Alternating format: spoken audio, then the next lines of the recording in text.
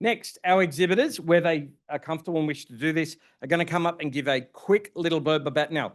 Every exhibitor is at a table out by the kitchen. So I'm not going to do questions because you should go and talk to them at their table at the same time that you are getting a stamp on your card for the raffle. First, Quantum. Thank you very much. Okay, good afternoon, everybody. I'm Rebecca Clark from Quantum, and I've got my colleague here who's Christy Alfaro. So we will try and be quick. I've got a few slides just for reference, but just going to talk about how we can provide assistive technology for all stages of life throughout the transitions. So who are we at Quantum? I know there's a lot of familiar faces in the room, but we are a national assistive technology provider. We provide solutions for people with blindness, low vision, and also, in quotes, print disability. So things like dyslexia or other issues with reading, because some of the equipment's suitable for that.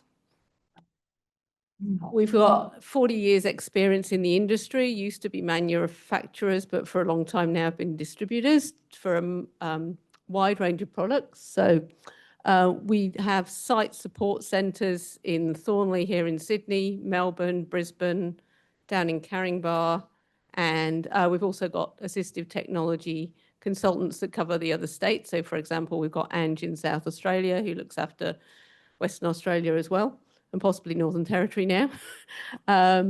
We have a dedicated customer service team, so you can always talk to someone. We've got a service centre to fix the technology when it goes wrong. And as I said, we're a distributor for a wide range of manufacturers. So whether that's Harpo, Optelec, Vispero, SiteCare, Freedom Scientific, so that there's a lot of choice.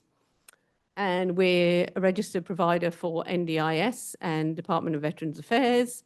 And also we do supply to My Aged Care and also education and privately too. So when I say technology for all stages of life, how do we do that? So we try and carry a wide range of assistive technology products. So there's a choice. So we've got everything from lighting and optical handheld magnifiers right through to Braille devices. So, and we're, as I said, we're a distributor for multiple manufacturers. So we've not just got the one line of equipment. We try and source new and reliable equipment wherever we can. So we also work directly with you as people who are blind or who have low vision to talk about and your support network, whether it's parents, teachers, to work out what your requirements are, what are you trying to do, where are you at your stage of life, and work through what might be a good solutions with you. And we also connect with all the other support agencies like NextSense, Guide Dogs, Vision Australia. And we also try and provide information across a range of channels, whether that's social media, emails, coming to events like this and being at expos, and also through newsletters. So how do we support you? We can offer, wherever possible, individual demonstrations of trials of equipment and come and see where you are, whether that's at home, school, workplace. And yeah, work with you to find out what your particular needs are. Is it for starting primary school, learning Braille? Are you trying to go in the workplace? Are you heading into retirement, wanting to stay independent and keep doing all the hobbies and things that you like, going out to cafes, meeting up with friends? And we're across the different types of funding so that we can help support you if you're trying to apply for funding. And we're also trying to provide, while we've obviously got niche products like we might have the Mountbatten for learning Braille, I guess we try and provide solutions that might see you across transitions throughout your life. And if I've got quick time, I was just going to give an example of that. So one of the newer things we've got is the Snowpad. So this is an electronic magnifier that's based on any size iPad, but it's also got a distance camera and a frame and software to stand on. So you're using your existing technology. So this might be, it's simple and sturdy enough for a primary school age student to use. There's obviously a lot of kids these days are familiar with your iPads. It's got it's using the iPad's near camera, so you can do your paper-based work, your worksheets, but it's also got a distance camera, and that's inbuilt so that you're not worrying about plugging and unplugging cameras and cables that could potentially get damaged. But as students are learning digital skills, you can also access whether that's Google Suite, Office Suite, the internet on the iPad, so they can also do work in the digital space. And yeah, so you can access all your mainstream applications, and it's also, you can fold it up, it's portable, you can take it with you. But it's also could be used in tertiary study, so you can take it at campus, use it for study at home. And because you've got the distance camera, you might be able to see presentations if that's in person. And you can obviously connect to all your standard Bluetooth devices, can easily connect to Wi-Fi, which occasionally in the past has been an issue with some devices. And again, it might be for home use. You might have an iPad anyway. You want to be reading your mail, your books, do your craft underneath it, and all that sort of thing. So I was going to do an example of a Braille option as well. But yeah, thank you. Come and have a look at our stand, and yeah, I'll let you get on to the next people. So thanks. Thank you very much. And they'll be over there at lunch. Cure Blindness Australia. Come on in. Hi everyone, I'm Bruce Richards, President of Cure Blindness Australia. We're a registered charity. A lot of the things I'll say here today you may know, but I'll go through them anyway. Firstly, Susan Roddick, one of our board members, is up the back there, joining us today. I'd like to thank Peter McCluskey, John Grigg and the team at Save Sight Institute for their initiative in putting together the annual Community Information Day. We are all part of the community that is vitally interested in eye care, research, getting information out to the general community about the importance of looking after your eyes, and supporting each other through education and information. Events such as this are not common, and I hope between us we can expand these sorts of initiatives to the regions. We would certainly be willing to participate a lot more actively if that were to happen. Cure Blindness Australia is celebrating its 50th year this year. It was initially known as Retinitis Pigmentosa Society, then Retina Australia New South Wales, and from 2017, Cure Blindness Australia. Like all organisations, we have a vision statement and a mission statement. Our vision is to give vision to those with retinitis pigmentosa and related conditions. And all of those related conditions are captured by some of the speeches that we've had here today. Our mission is to fund research which will lead to a cure for the leading cause of youth blindness and the leading cause of blindness in the working age population, and that's retinitis pigmentosa and the related conditions, and to provide information and support in any practical way to those affected.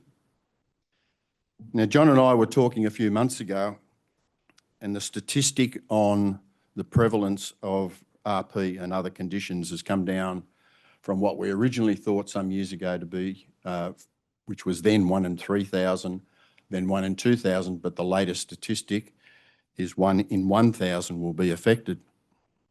Now, if you look at the population of Australia, you don't have to be a mathematician to figure out that there's somewhere between 25 and 30,000 people in Australia alone that are affected. And that's somewhere in the order of 9,000 people here just in New South Wales alone. So the reach of these conditions is quite significant. But then we need to add in to that statistic the families and carers of those with vision disability. In that context, the impact on those with the condition and the broader community is enormous. The most dramatic impact is on those with this blinding condition, and that is why we raise funds for research and to support those with these conditions. RP does not follow a linear path. Some will be affected mildly, whilst others will be severely affected. Some will deteriorate quickly and others much more slowly. The symptoms can appear from early childhood to much later in life. And diagnosis is not always all that easy, and much depends on the experience of the initial clinician, although that has improved significantly in recent times. There is another impact that may not be so obvious, and that is the emotional impact that impending blindness has on people and their families.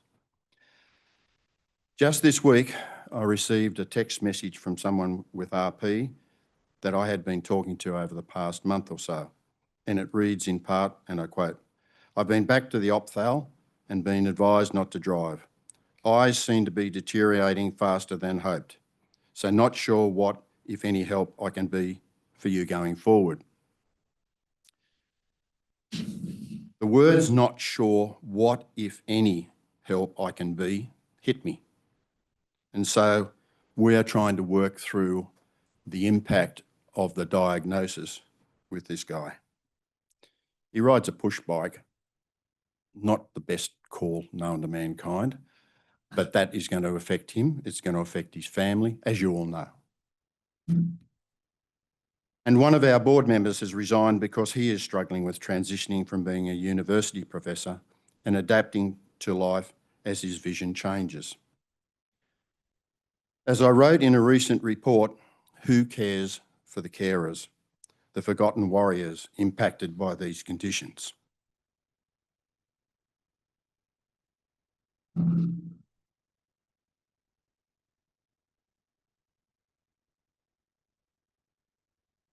All of these things, when put together, show the societal impact of blindness. In the area of research, make no mistake, this country has world-class researchers. They are dedicated and tireless. The researchers at SeeWay Institute are an example of the calibre in this country. At a tour of the Eye Genetics Research Unit at Children's Medical Research Institute at Westmead last month, I was speaking to one of the lead researchers and commented that in my day job, I can complete a project and file it away as finished. But what is real dedication is the work that researchers do where progress is incremental, and that requires real dedication and unyielding focus. We salute the researchers and staff at SeeWay Institute and the Children's Medical Research Institute. But John, after 25 years with Cure Blindness Australia, many conferences and many fundraising events, if you guys could hurry things along, it'd be really appreciated. Cure Blindness Australia is dedicated to raising funds for research and supporting those with RP and related conditions. But as I said at the start, we are part of this wider community represented here today that all care about eye care and the people who have eye conditions and their families. Thanks again to Peter, John and the team for organising this event, and thank you all for being here today. Can I just add one little thing? And I think it's already been said. I've been lucky to travel to many places around the world and listen to many speeches. And the speeches here this morning have been first class, world class. I don't even come close to the calibre of the people I've heard here today. So thank you, everyone. It's been just a pleasure to be here and participate with you. Thank you.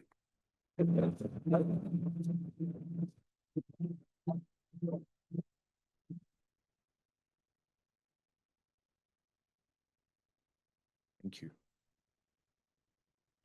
Okay, NextSense. Is that you, Sue? Aha.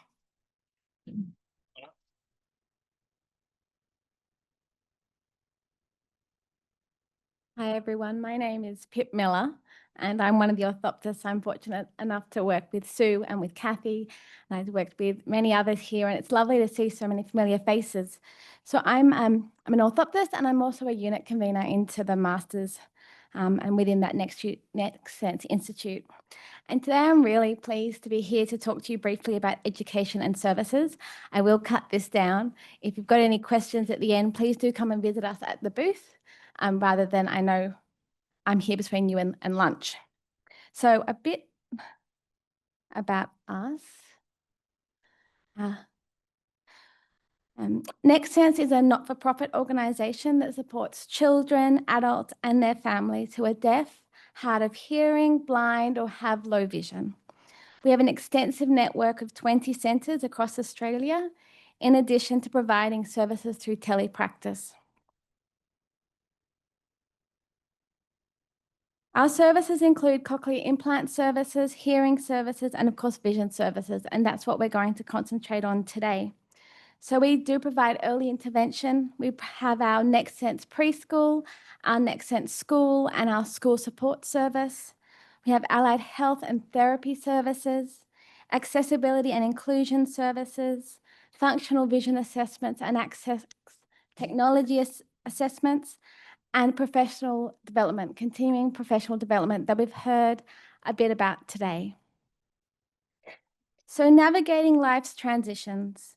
NextSense supports our families and their child as they journey through these life's transitions. We work towards achieving their goals and working towards their important milestones. We meet these children as 6-week-old babies, as preschoolers, as toddlers, as school students, some of which have had vision impairment for their whole lives, and others who are adjusting to maybe a degenerative condition and trying to do that alongside their mainstream school. Here we have a child photographed who's in a group. She's got some support there to use those clapping sticks. So we are about to, we're in the middle of organising our next group, our holiday program for children who are off to school next year, and also for children in year 1 who can do with a little bit more support in learning some of those skills alongside peers who also have vision loss.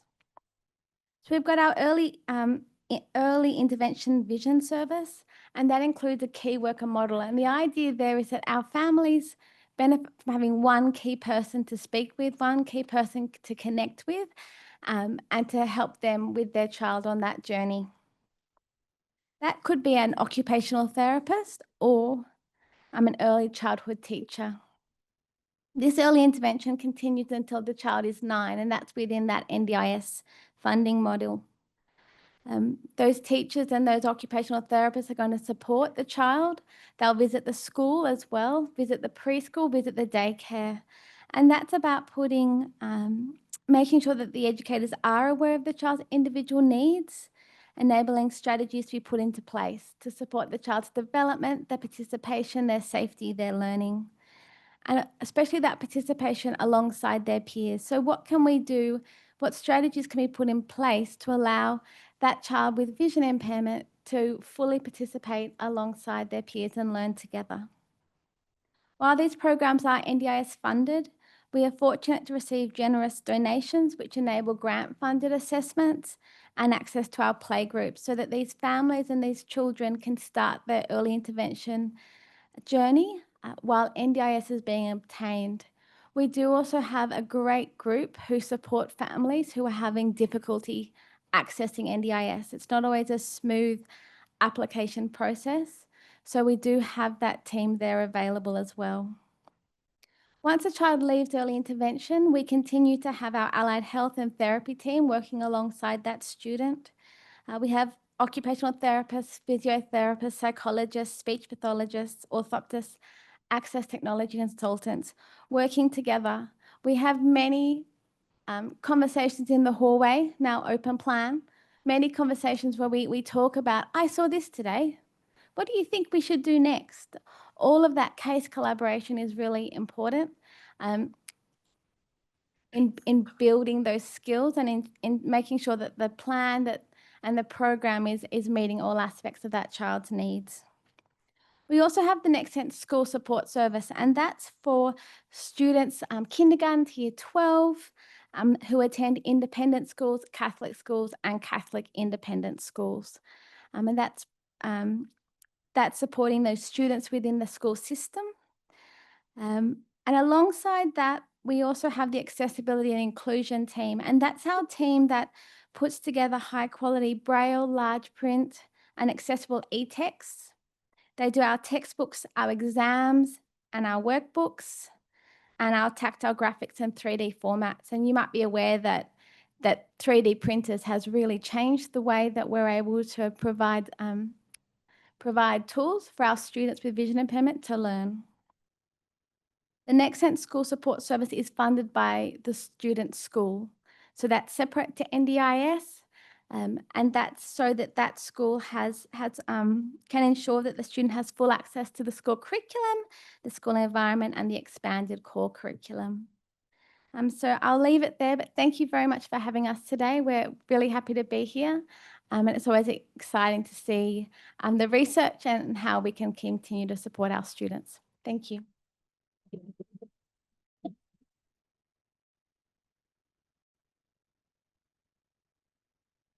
Okay, Guide Dogs Australia. Thank you.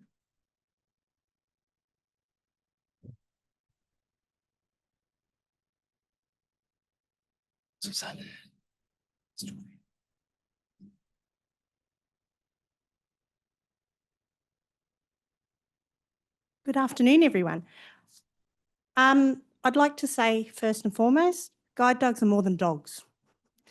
Some of you may realise that, some of you may not. While it is our big advertising and marketing campaign, we've got the dogs, but we are more than dogs. So I'll just give you a brief introduction to our services, and we cover the whole lifespan. So we cover from babies right up into adults who are transitioning into nursing homes and aged care accommodation. So we have a range of services, and the most well-known is orientation mobility and guide dog services. So we have options where we are working with people who, so they know where they are in the orientation space, can navigate through that, but do it as independently as possible. We also have orthoptic services, which are for people who have low vision, and we work with them to look at their different needs, whether it's at school and they need a certain magnification aid, to where they are losing their vision further and they need to have a CCTV. So then they are trained in how they use those particular devices. And what they also do is work with some smartphone applications to provide information about reading different brochures and all of those sorts of things. We also have an occupational therapy service, and the occupational therapists work with children as young as 6 and up the whole range, and they work with people who are learning to use the remaining vision that they have, or they have lost their vision, so that they can either learn how to cook or relearn how to cook and do other daily activities of daily living.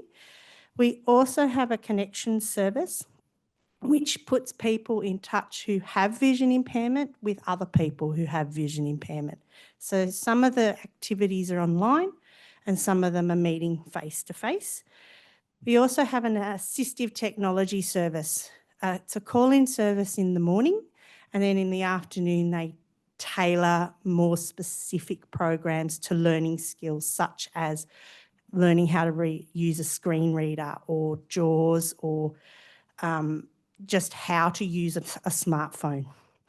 So, as I said, it's more than just dogs, and we work with a whole range of people from diverse backgrounds, cultural backgrounds, language backgrounds. We work with everybody, and we are NDIS. We are an NDIS provider as well as my aged care provider as well. So you can come and see us, and we would be happy to talk to you. Thank you.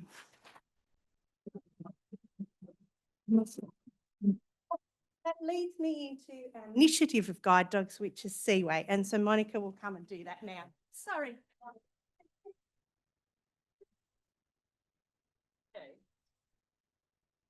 Hi everyone. Again, thank you to SafeSite for inviting us to be here.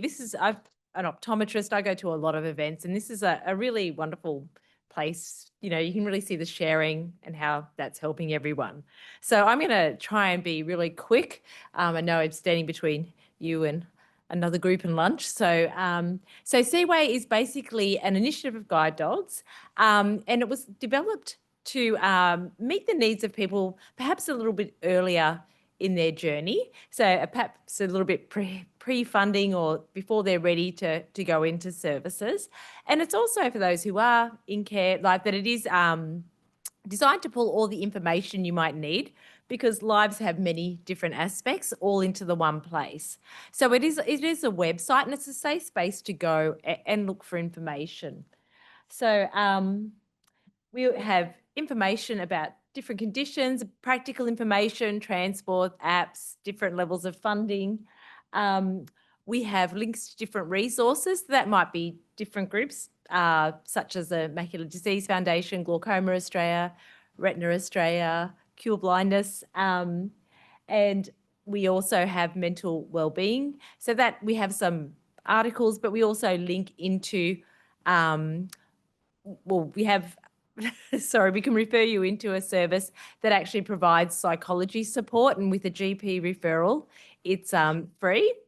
We also have digital skills training, so that's the accessibility features on devices, but also things like staying safe online, online shopping, and other services.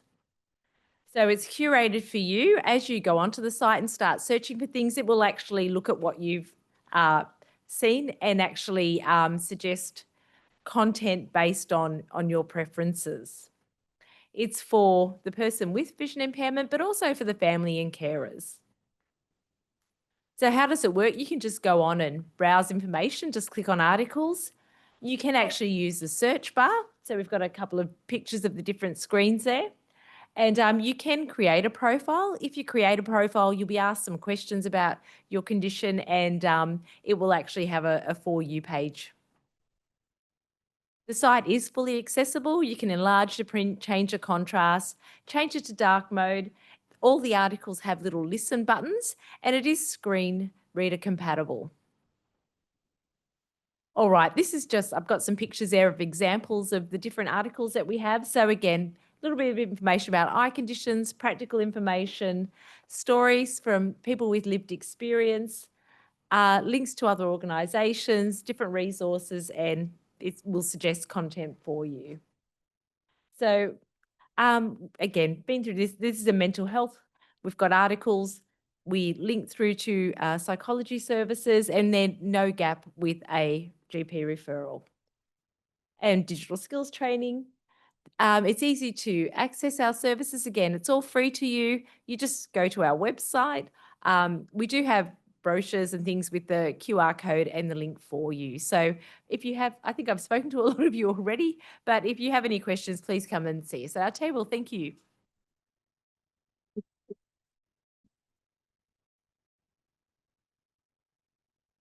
Thank you. And now for our last and most important exhibitor, Braille by Luca. Come on up. No.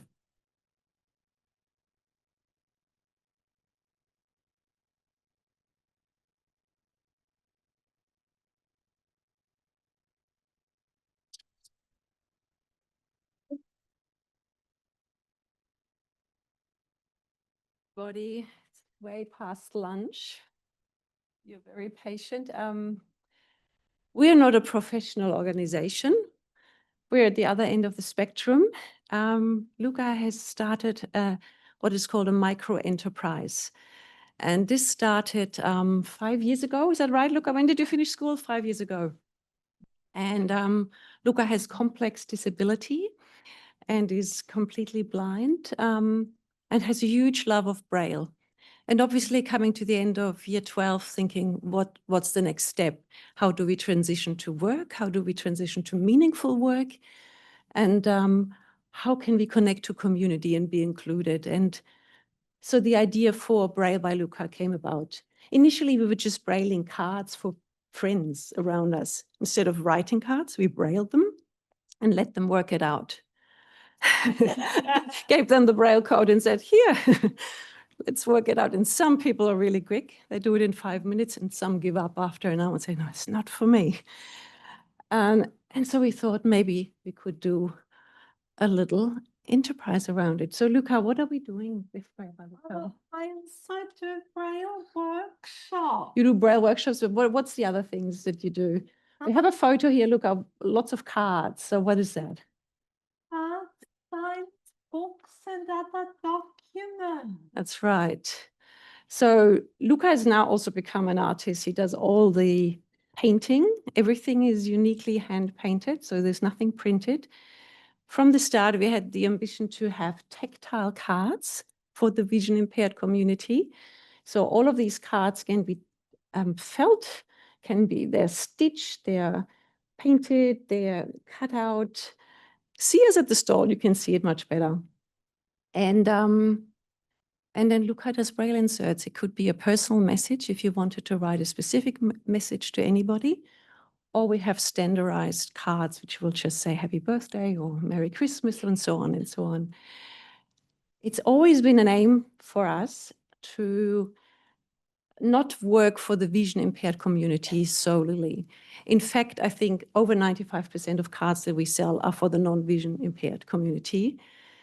And we're making this accessible to everybody. We want to show how beautiful Braille is, because Luca is an absolute fan of Braille, loves it. And we want to just show this is how Braille works. This is how the vision impaired community works. And you can learn it too by having this card, by working it out, by knowing more about it. And in that way, connecting those two communities, because often vision impaired communities are very much put aside and not mainstreamed. So if you want, it's a little bit like reverse inclusion. I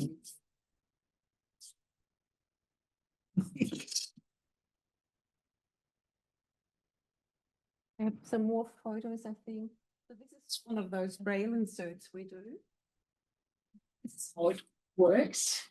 And I can't tell you what that's. Kim, can you read it? You're on the spot. Yeah. This is come one to of this- those cards that, Yeah. and you get your Braille code with it, and then you can decode it, and it's great fun. Kids love it, absolutely love it. And we have an online store, but we've also now started to do loads of markets, which is great fun. If you've been to our store, look how you always have your Braille there. And what do you do with the Braille? People's names for free. So I hope most of you have gotten their name brailled, and if not, see us, obviously. It's a great conversation starter. Mostly people say, I've never seen my name in Braille, that's amazing. And how do you do it? And they'll hover there and they take a little video of it, how it's done. And it just brings, even that fact without any other interaction, is such an inclusion into the mainstream society and seeing how this works and what can be done. It's fabulous. We have lots of wonderful conversations.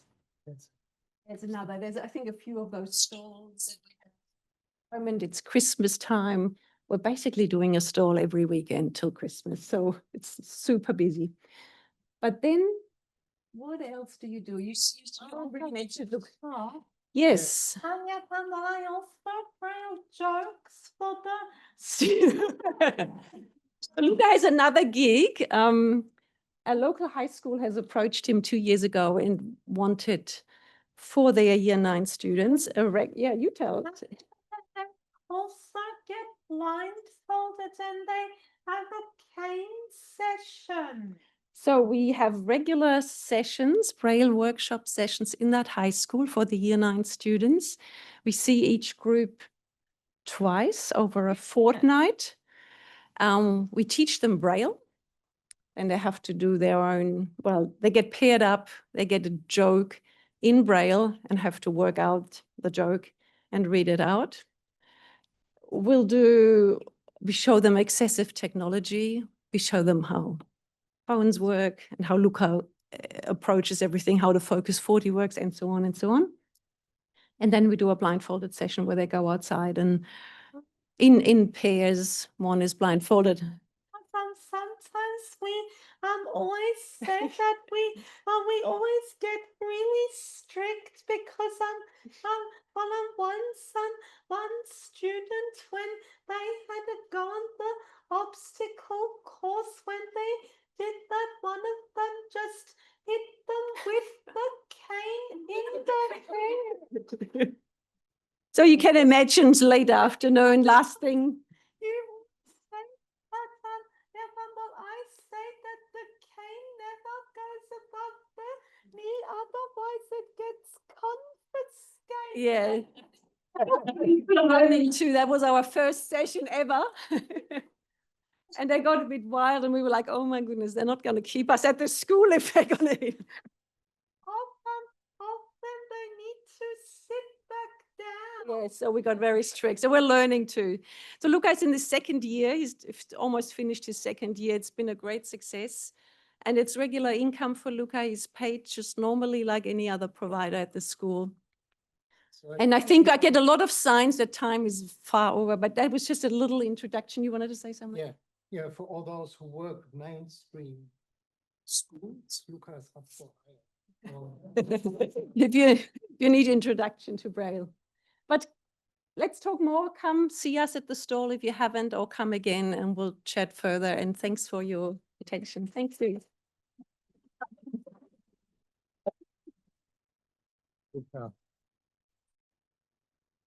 Thank you very much. So there's an awesome collection of cards. If you can afford a coffee, you can afford a card. If you can afford a Big Mac meal, I think it's about 15 cards for a Big Mac meal now. So, okay, we're going to give you an extra 10 minutes. So please be back by 10 p.m. Strictly, you can bring food and drink in. So we'll make up for less eating time. Go for it, carbohydrates. The food is amazing.